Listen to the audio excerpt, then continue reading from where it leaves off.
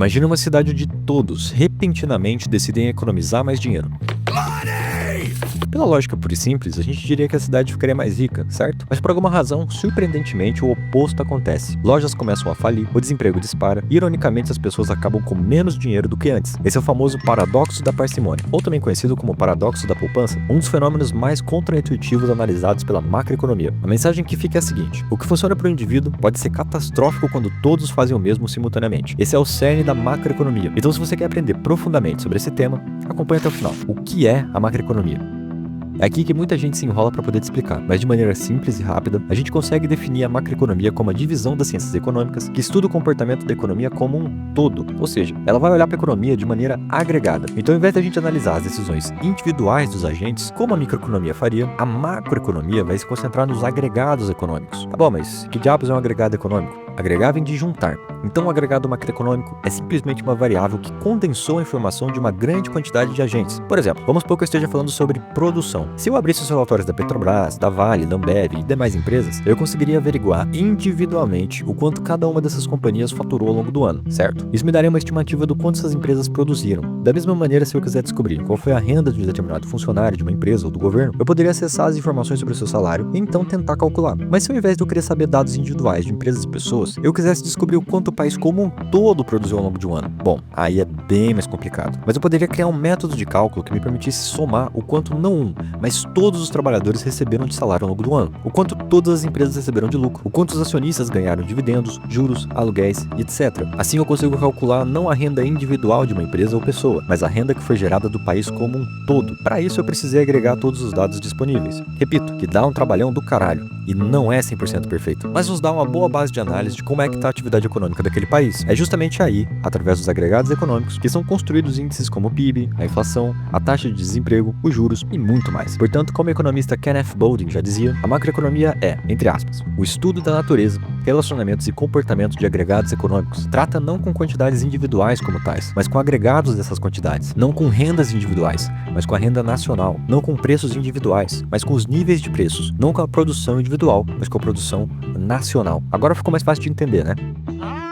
Agora eu entendi! Assim, se a economia fosse uma floresta, a macroeconomia não estaria interessada em estudar cada árvore individualmente, mas sim em compreender como a floresta inteira funciona, cresce e responde a diferentes estímulos e situações. O surgimento da macroeconomia e o seu contexto histórico. Em 1929, o mundo mergulhou no caos. A Bolsa de Nova York despencou, fábricas fecharam e milhões perderam seus empregos da noite para o dia. Os economistas da época estavam completamente perplexos e suas teorias prometiam que o mercado se autocorrigiria, mas a realidade mostrava o contrário. Foi preciso um economista britânico, considerado excêntrico pelos seus colegas, para poder desafiar todo o conhecimento econômico existente e alterar a forma de se enxergar a economia. A história da macroeconomia, na verdade, é a história de uma das maiores revoluções intelectuais do século XX, e seus impactos continuam moldando como governos de todo mundo respondem a crises até hoje. Inclusive, tá no forno já um vídeo sobre a crise de 29, então se inscreve para saber quando ele for postado. Como dito, nesse contexto de crise, as teorias econômicas predominantes da época, no caso os clássicos e marginalistas, não conseguiu explicar adequadamente por que havia tantos trabalhadores desempregados, dispostos a trabalhar por qualquer salário, ao mesmo tempo em que havia muitas fábricas fechando e produtos sem compradores. Tudo levava a crer que a economia não iria tão cedo retornar ao pleno emprego como os economistas previam. Foi John Maynard Keynes quem, com a publicação de sua obra Teoria Geral do Emprego, do Juro e da Moeda, em 1936, alterou profundamente o pensamento econômico e estabeleceu as bases do que é a macroeconomia moderna. Inclusive, por curiosidade, muitos dizem que foi Michel Kalecki, um economista polonês, o primeiro a trazer uma base explicativa para o que estava acontecendo antes de Keynes. Mas Kalecki, além de não ser tão famoso quanto Keynes,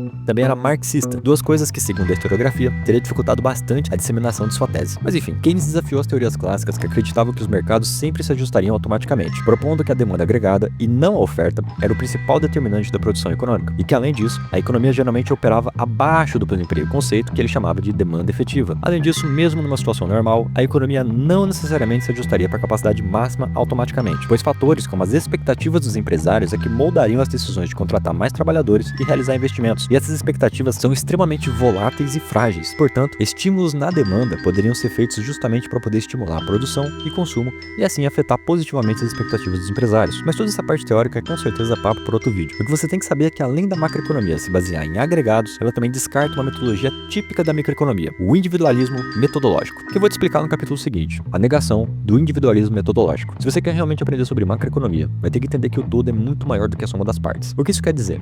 Uma característica distintiva da abordagem da macroeconomia é a rejeição do individualismo metodológico, que permeia a economia neoclássica, especialmente na microeconomia. O individualismo metodológico pressupõe que todos os fenômenos econômicos podem ser reduzidos às ações e decisões de indivíduos racionais e autônomos. Ou seja, seria possível entender como a economia funciona a partir da compreensão de como os indivíduos agem, de como as pessoas decidem entre trabalho e lazer, entre comprar um produto A ou um produto B, e o que as leva a gastar ou poupar, o que leva as empresas a produzir mais ou menos, e assim por diante. Então, se for possível compreender perfeitamente como o ser humano pensa e toma decisões, seria possível compreender a economia de uma nação. Afinal de contas, a sociedade é constituída de milhões de seres humanos individuais. Portanto, bastaria compreender como uma pessoa ou uma empresa age, que poderíamos entender como todas as pessoas e empresas agem. Fácil, né? Bom, Keynes rompeu com essa tradição ao perceber que o todo econômico é muito mais complexo que a simples soma de suas partes individuais. Portanto, não bastaria apenas somar as ações das pessoas. Keynes argumentava que quando analisávamos a economia como um todo, uma determinada variável que seria boa para uma pessoa individualmente poderia ser ruim se todos agissem igual. É daí que surge a famosa falácia da composição, exemplificada no paradoxo da parcimônia, ou melhor, paradoxo da poupança. O paradoxo da poupança diz que sempre que o indivíduo decide racionalmente poupar uma parte maior de sua renda, seja lá por qual motivo, a sua situação financeira tende a ficar melhor no final do mês. Afinal, agora ele tem uma reserva maior de dinheiro. Porém, se todos os indivíduos de uma sociedade decidissem, ao mesmo tempo, poupar uma parte maior de seus salários, portanto, comprando menos bens e serviços das empresas, o resultado final na sociedade poderia ser muito pior, pois ao poupar mais, a sociedade reduziu a demanda por mercadorias. As empresas então registraram uma menor quantidade de vendas. Muitas provavelmente tiveram prejuízos e podem responder cortando funcionários para poder manter as taxas de lucro. Ao cortar funcionários, agora menos pessoas terão renda. Essa queda na renda fará com que a demanda por produtos caia ainda mais, pois haverão agora menos pessoas capazes de comprar mercadorias. Isso então poderia gerar uma espiral negativa de demissões e falências. Então, se o indivíduo poupar mais, ele provavelmente ficará melhor no final do período. Mas se a sociedade como um todo tomar a mesma atitude, provavelmente as coisas ficarão uma merda. Esse é o grande dilema. A macroeconomia entende que a economia não é apenas a soma das partes. Portanto, a interpretação das ações do indivíduo não serão as mesmas das ações da sociedade. Diferenças entre macroeconomia e microeconomia. Vamos supor que uma padaria local aumente seus preços em 30%. Como o mercado de padarias é bem competitivo e geralmente não vemos muita diferenciação entre os pães da padaria do seu João e os do supermercado, essa padaria perde clientes para a concorrência. Mas agora, quando todas as padarias do país aumentam os preços em 30%, algo completamente diferente acontece. Esse é apenas uma das fascinantes contradições entre micro e macroeconomia. É como se existissem dois mundos econômicos paralelos, operando com regras diferentes. Em um, as mudanças e decisões individuais alteram o desempenho dos preços e negócios. No outro mundo, mudanças e decisões coletivas, cheias de divergências, é que mudam as regras do jogo. O que faz sentido para o indivíduo ou empresa pode ser desastroso quando todos fazem o mesmo simultaneamente. A distinção fundamental entre macro e microeconomia reside com certeza na escala de análise. Enquanto a micro examina o comportamento econômico dos agentes individuais, como consumidores, empresas, governos e mercados específicos, a macro estuda os fenômenos econômicos agregados em escala regional, nacional ou até mesmo global. A microeconomia se concentra em questões como: quais são os fatores que formam os preços dos pães franceses no mercado de padarias? O que leva o padeiro a produzir mais ou menos? Se o quilo do pão aumentar em R$5, o que é que vai acontecer com a demanda? É nesse universo que surgem cálculos como os custos de produção média de uma empresa, os lucros e receitas, as análises marginais, como o custo marginal e receita marginal, preço de reserva, custos de oferta e demanda e muito mais. Em contraste, a macroeconomia lida com outros dilemas, como por exemplo, tá bom, os preços subiram,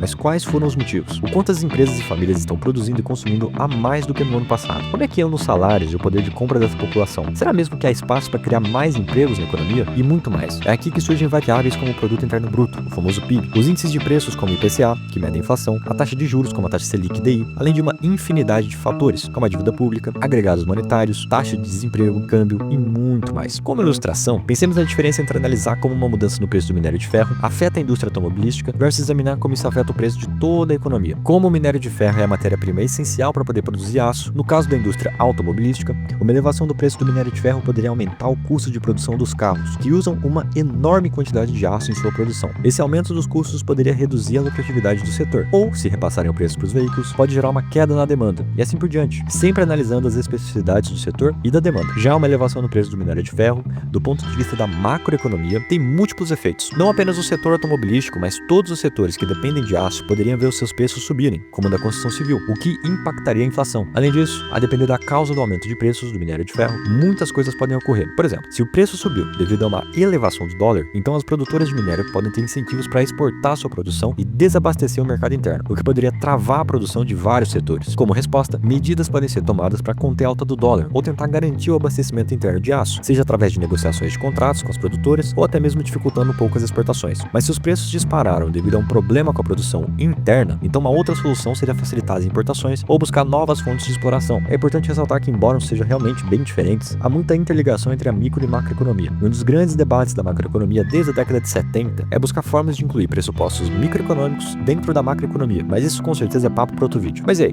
gostou do vídeo? Depois de quase um ano fora, decidimos voltar com o canal.